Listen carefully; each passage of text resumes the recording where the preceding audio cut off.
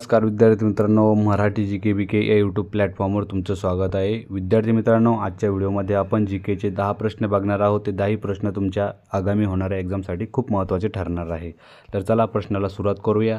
प्रश्न क्रमांक पहिला आहे तुमच्यासमोर, भीमा नदी कोणत्या राज्यातून वाहत नाही? तर ती आंध्र प्रदेश या राज्यातून वाहत नाही। तर वाहते कोणकोणत्या राज्यातून? कर्नाटकमधून वाहते, तेलंगणामधून वाहते आणि महाराष्ट्रामधून पण वाहते। तर चला प्रश्न क्रमांक समोरचा नेक्स्ट आहे। प्रश्न क्रमांक दुसरा, कोणत्या बँकेचे राष्ट्रीयकरण होऊन तिचे रूपांतर भारतीय स्टेट बँकेत झाले? तर बघा, तुम्हाला माहितीच असेल, भारतीय स्टेट बँकेचं म्हणजे SBIचं जुनं नाव काय होतं? Imperial bank. अगोदर इम्पिरियल बँकचं रूपांतर होऊन तिचं SBI या ठिकाणी रूपांतर झालेलं आहे, म्हणजे आताची SBI ही बँक आहे। पहिले तिचं नाव काय होतं? Imperial bank. विचारू शकते SBIचं जुनं नाव काय? तर सांगायचं आहे इम्पिरियल बँक ऑफ इंडिया। समोरचा प्रश्न आहे प्रश्न क्रमांक 3 नंबरचा बघा, खालीलपैकी कोणता प्रत्यक्ष कर आहे? इनडायरेक्ट टॅक्स विचारलं आहे। इनडायरेक्ट टॅक्स कोणता आहे खालचा? तर तुम्हाला माहिती आहे, जो आयकर आहे, इन्कम टॅक्स हा आहे इनडायरेक्ट टॅक्स। इनडायरेक्ट टॅक्स कोणता सांगितला आहे? इन्कम टॅक्स हा इनडायरेक्ट टॅक्स आहे, म्हणजे प्रत्यक्ष कर आहे, म्हणजे डायरेक्ट लागणारा टॅक्स आहे तो। कोणता? डायरेक्ट लागणारा। आणि इनडायरेक्ट विचारलं तर इनडायरेक्ट हे कर आहे केंद्रीय अबकारी कर, त्यानंतर मूल्यवर्धित कर, व्हॅट आणि सेवा कर। हे जे सगळे आहे, हे सगळे कर कोणते? इनडायरेक्ट टॅक्स आहे। समोरचा प्रश्न आहे प्रश्न क्रमांक 4 नंबरचा, उजनी जलाशयाच्या परिसरात खालीलपैकी कोणत्या पक्षी प्रमाणात आढळतात? उजनी जे जलाशय आहे त्यामध्ये कोणत्या प्रकारचे पक्षी मोठ्या प्रमाणात आढळतात? तर रोहित प्रकारचे पक्षी मोठ्या प्रकारात आढळतात।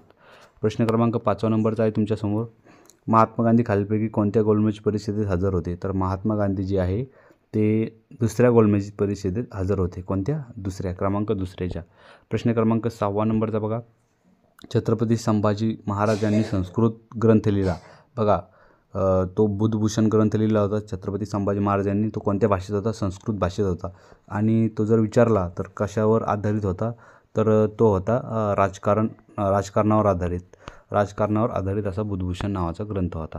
प्रश्न क्रमांक 7 नंबरचा आहे, मराठी वृत्तपत्राचे जनक कोण आहे? तर बाळशास्त्री जांभेकर हे मराठी वृत्तपत्राचे जनक आहे। प्रश्न क्रमांक बघा 8 नंबरचा, रंगीत छपाई कधी सुरू झाली?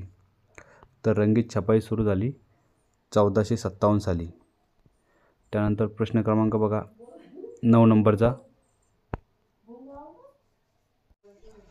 प्रश्न क्रमांक 9 नंबरचा आहे तुमच्यासमोर, घनसाळ ह्या प्रसिद्ध तांदळाची जात प्रामुख्याने कोणत्या तालुक्यात आढळते?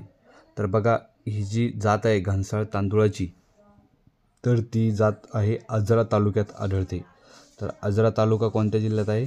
तर आजरा तालुका आहे कोल्हापूर जिल्ह्यात। कोणत्या जिल्ह्यात आहे? कोल्हापूर जिल्ह्यात। लक्षात ठेवायचं, इम्पॉर्टंट आहे परीक्षेच्या दृष्टीने।